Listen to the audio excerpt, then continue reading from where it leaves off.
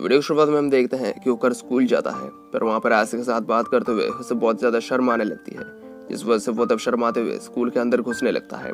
पर तभी school gate के पास उसे आयसे दिखती है, जो तब उसी का इंतजार कर रही थी। ओकार तब इस चीज़ पर यकीन नहीं कर पाता कि आयसे उसका इंतजार कर रही है, जिस वजह से वो तब वहाँ से जाने लगता है। पर तभी आयसे आके उसके साथ बात करती है और बताती है कि वो आज बहुत लेट स्कूल आया है। ऐसे तब ओकारो जान जाता है कि वो सच में उसका ही इंतजार कर रही थी। वो दोनों तब अपने क्लास चले जाते हैं। पर ओकारो जब अपने क्लास में जाता है तब उसके साथ एक लड़के का झगड़ा हो जाता है, पर ओकारो उसे कुछ भी नहीं कहता और अपने सीट पर आके बैठ जाता है। वो दोनों तब कुछ बुक्स को देखने लगते हैं, पर तब वो सिर्फ आयसे के बारे में ही सोच रहा था कि उसके साथ लोग अब जैसा भी बर्ताव करे उसे अब कोई फर्क नहीं पड़ता, क्योंकि अब उसके पास आयसे जैसी एक इतनी सुंदर दोस्त है। वो अब सबको माफ कर सकता है। उसके मुंह पे तभी एक बॉल आके लगती है। ऐसे तब वो अपनी सीट से गिर जाता है, फिर वो गुस्सा नहीं होता। दूसरी तरफ अपने क्लास में आयसे चुपचाप बैठी हुई थी, जहाँ पर उसके दोस्त तब उसके गुमसुम रहने की वजह जानने की कोशिश करते हैं, पर वो लोग कुछ भी नहीं जान पाते। आयसे तब सोचने लगती है कि उसे किसी के साथ एलियंस को लेकर बात करनी है, मतलब वो ओकारो के साथ बात करना चाहती थी। इस तरफ ओकारो भी तब आयसे के साथ बात ना करके नहीं रह सकता था। वो दोनों ही तब एक दूसरे के साथ बात करना चाह रहे थे, पर क्लास चलने की वजह से वो दोनों तब बात नहीं कर पाते। थोड़ी देर बाद क्लास खत्म हो जाती है, जहाँ पर एक तरफ आयसे ओकारो के क्लास में उससे बात करने जाती है और इस तरफ ओकारो आयसे के क्लास जाता है। इस वजह से वो दोनों एक दूसरे को नहीं देख पाते। वो दोनों तब एक दूसरे को पूरे स्कूल में ढूंढने लगते हैं, पर वो दोनों एक दूसरे को बहुत कोशिश करने के बाद भी नहीं ढूंढ पाते। थक हार के वो दोनों एक दूसरे के पास ही बैठ जाते हैं, पर एक वॉल की वजह से वो दोनों एक दूसरे को देख नहीं पाते। वो दोनों ही तब ये सोचने लगता है कि वो जरूर एक दूसरे को इग्नोर कर रहे हैं। वो लोग तब वहां से जाने लगते हैं, पर तभी वो एक दूसरे के साथ ही टकरा जाते हैं। इससे आखिरकार इतने ढूंढने के बाद उनकी मुलाकात हो जाती है। वो दोनों तब एक दूसरे को बताते हैं कि वो लोग इतने देर से पूरे स्कूल एक दूसरे को ही ढूंढ रहे थे। वहाँ पे तब आयसे के दोस्त आ जाते हैं, जो तब उन दोनों को अकेले देख लेते हैं। इससे उन्हें तब पता चल जाता है कि वो दोनों जरूर कुछ ना कुछ कर रहे थे। पर आयसे और ओकारो तब एक दूसरे के साथ झगड़ा कर लेते हैं, ताकि आयसे के दोस्त उनके बारे में उल्टी सीधी चीज ना सोचे। वो दोनों तब वहां से चले जाते हैं, पर आयसे के दोस्तों को ही यकीन हो जाता है कि उन लोगों के बीच में जरूर कुछ ना कुछ चल रहा था। ओकारो तब सीधे वॉशरूम चला जाता है, पर तभी उसकी नजर नीचे आती है और नीचे के नजारे को देखकर वो पूरा का पूरा हैरान हो जाता है। इस तरफ आयसे के दोनों दोस्त पूरे क्लास में एक ढिंडोरा फैला देते हैं कि आयसे दूसरे क्लास के एक चश्मिश को डेट कर रही है। इन बात को सुनकर तब आयसे बहुत शर्मा जाती है और बताती है कि वो किसी को भी डेट नहीं कर रही। पर तभी वहाँ पर ओकारो आ जाता है। वो तब बताता है कि उसे उसी वक्त उसके साथ एक जरूरी बात करनी है। आयसे तब उसे देखकर और भी ज्यादा शर्मा जाती है और उसे तब वहाँ से जाने कहती है। इस पर ओकारो बताता है कि यह बहुत जरूरी है और उसे उसके साथ बात करनी है, पर आयसे उसकी एक भी बात नहीं सुनती। ओकारो तब कहता है कि पहले तो वो उसके साथ बात करती थी, तो अब क्या हुआ, अब वो क्यों ऐसा कर रही है। उसे उसके साथ बात करना पसंद है, पर आयसे क्यों ऐसा कर रही है। आयसे तब उसकी एक भी बात नहीं सुनती और उसे वहां से जाने कहती है। इस पर ओकारो बताता है कि उसे ये उम्मीद नहीं थी कि उसे दोस्त बनाने से आयसे को बाकी लोगों के सामने शर्मिंदा होना होगा, और ये बोलकर वो तब वहां से चला जाता है। स्कूल खत्म होने पर तब ओकारो घर जाने के लिए स्कूल से निकल रहा था, पर तभी उसके साथ एक सुंदर सी लड़की की टक्कर हो जाती है।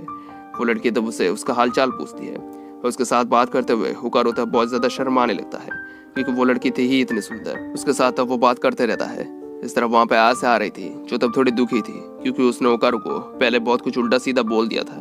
पर तभी वो देखती है कि ओकारो तब उस लड़की के साथ बात कर रही थी, जिस वजह से उसे तब थोड़ी जलन होने लगती है।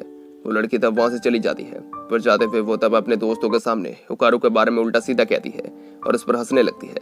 आयसे को तब ये चीज बर्दाश्त नहीं होती, जिस वजह से वो तब अपने पावर का इस्तेमाल करती है और एक वॉशटब को उसके सर के ऊपर गिरा देती है।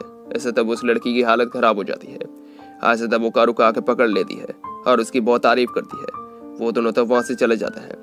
रास्ते में जाते हुए आयसे ओकारो से माफी मांगती है, क्योंकि वो उसके साथ बात करने से भी शर्मा रही थी।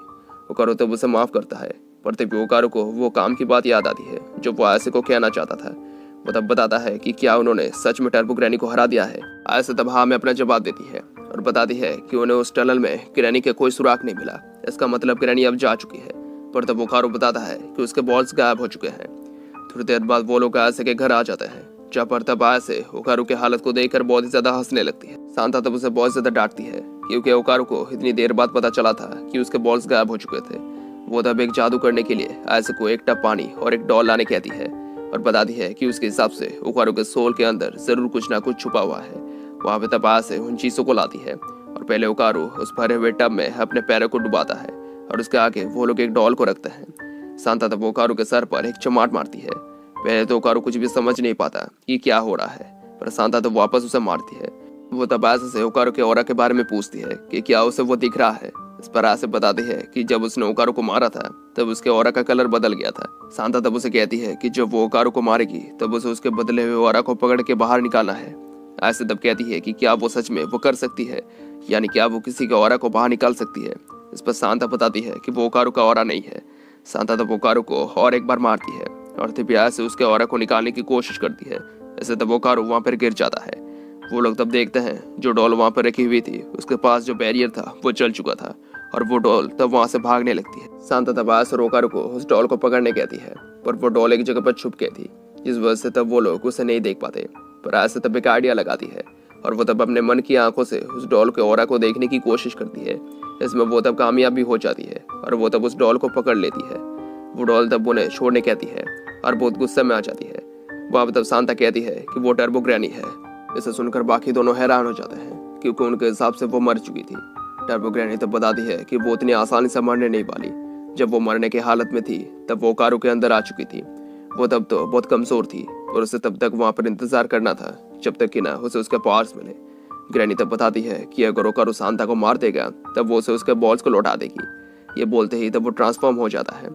सांता तब बताती है कि भले ही टर्बो ग्रैनी उसके बॉडी से बाहर है पर उसके सारे पार्ट्स अभी उसके अंदर हैं, इसलिए वो ट्रांसफॉर्म हो सकता है। कोई रास्ता ना मिलने पर तब आयसे एक रास्ता निकालती है और ग्रैनी से एक डील करती है कि वो अगर ओकारू को उसके बॉल्स लौटा देगी तब वो उसे उसके पार्ट्स दे देंगे। पर ग्रैनी तब बताती है कि उसके पास वो बॉल्स नहीं है। इसके साथ ही वीडियो खत्म हो जाता है। Thank you for watching.